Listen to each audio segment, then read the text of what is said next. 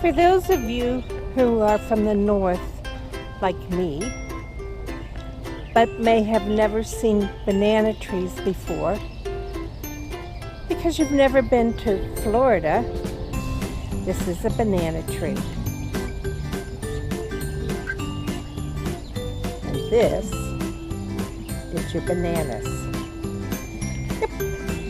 They grow upside down.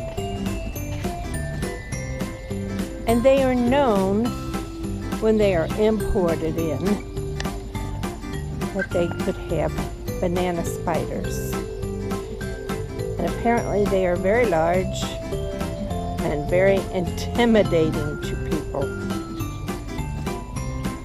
Here's another stalk of bananas.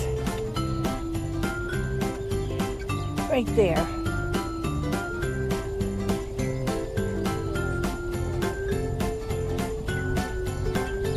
Just thought you might like to see what your bananas look like when they're on the tree.